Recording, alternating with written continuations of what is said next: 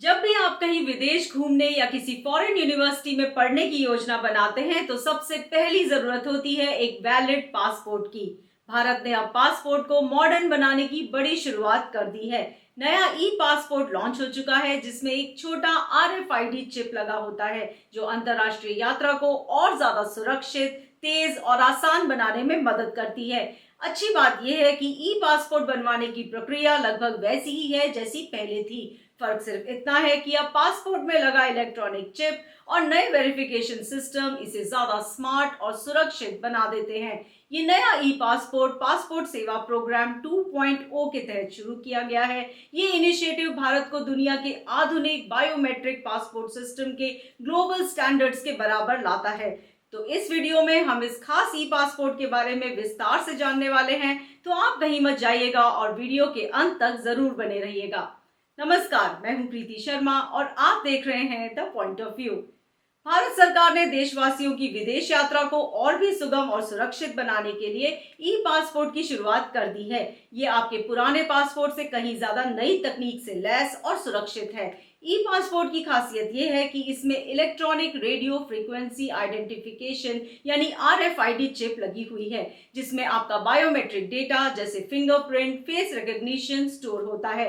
इसमें आपकी निजी जानकारी सुरक्षित रहती है। चिप में मौजूद डेटा को एन्क्रिप्शन के जरिए सुरक्षित किया जाता है ताकि पासपोर्ट का बुकलेट और डिजिटल रिकॉर्ड बिल्कुल एक जैसा हो। पासपोर्ट के कवर पर राष्ट्रीय चिन्ह के नीचे एक छोटा सुनहरा निशान चिपका होता है जिससे ई पासपोर्ट को आसानी से पहचाना जा सके। ये नया सिस्टम नागरिकता की जांच को तेज और सुरक्षित बनाता है, खासकर एयरपोर्ट के ई गेट्स और ऑटोमेटेड इमिग्रेशन लेंस पर, जहां दस्तावेजों की जांच कुछ ही सेकंड में हो जाती है। इस नई पहल से आने वाले कुछ समय में ये भारतीयों की विदेश यात्रा के तरीके को पूरी तरह से बदल कर रख देगा। आइए एक नजर में जानते हैं क्या है ई पासपोर्ट की खूबियां। पहला, ई पासपोर्ट स्मार्ट चिप से लैस होता है। इसमें एक पतली सी electronic radio frequency identification chip लगी होती है। इस चिप में आपका पर्सनल डिटेल स्टोर हो जाता है।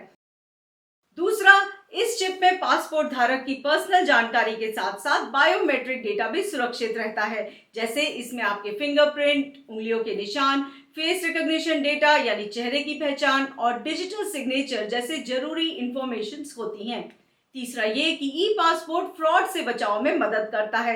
ई पासपोर्ट का सबसे बड़ा फायदा ये है कि इसमें आपका डेटा ज्यादा सुरक्षित रहता है, क्योंकि जानकारी पासपोर्ट की बुकलेट पर भी छपी होती है और चिप में इनक्रिप्ट होकर भी रहती है। इसलिए इसे नकली बनाना बहुत ही मुश्किल हो जाता है। इस चिप वाले पासपोर्ट के साथ कोई भी छेड़छाड़ या धोखाधड़ी नहीं कर पाएगा, क्योंकि चिप में मौजूद डेटा तुरंत बता देगा कि कुछ गड़बड़ है।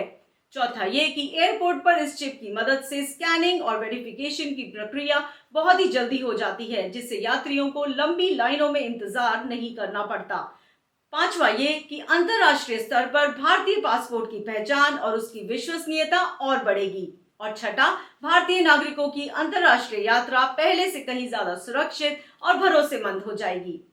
तो फिर ई पासपोर्ट के लिए क्या कोई एलिजिबिलिटी क्राइटेरिया है? कौन कौन कर सकता है ई पासपोर्ट के लिए अप्लाई?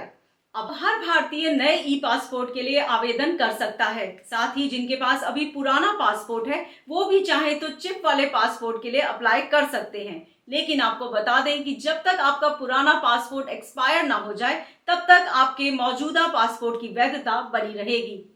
विदेश मंत्रालय का कहना है कि नए आवेदकों के लिए अब से जारी होने वाले सभी पासपोर्ट ई पासपोर्ट होंगे। फिलहाल इस नए पासपोर्ट के लिए कुछ चुनिंदा पासपोर्ट सेवा केंद्र और पोस्ट ऑफिस पासपोर्ट सेवा केंद्र पर भी आप आवेदन कर सकते हैं। इसलिए अप्लाई करने से पहले आप ये सुनिश्चित कर लें कि आपके नजदीक के पासपोर्ट केंद्र पर ई पासपोर्ट की सुविधा का लाभ उपलब्ध है या नहीं। आप चाहें तो पासपोर्ट सेवा पोर्टल पर ये जानकारी ले सकते हैं। वैसे सरकार की कोशिश है कि धीरे धीरे पूरे देश में इस सुविधा का विस्तार किया जाए। अब आपको बताते हैं 3 आसान स्टेप्स जिससे आप ई पासपोर्ट के लिए अप्लाई कर सकते हैं। स्टेप 1, सबसे पहले आपको पासपोर्ट सेवा पोर्टल पर जाकर अपना रजिस्ट्रेशन करवाना होगा। स्टेप 2, रजिस्ट्रेशन के बाद ऑनलाइन फॉर्म को भरना है। जो भी फीस लगे उसका भुगतान करें और फिर अपॉइंटमेंट बुक करें। स्टेप 3, अपॉइंटमेंट मिलने के बाद आपको पासपोर्ट ऑफिस जाना होगा, जहां आपके बायोमेट्रिक्स लिए जाएंगे और नई फोटो खींची जाएगी।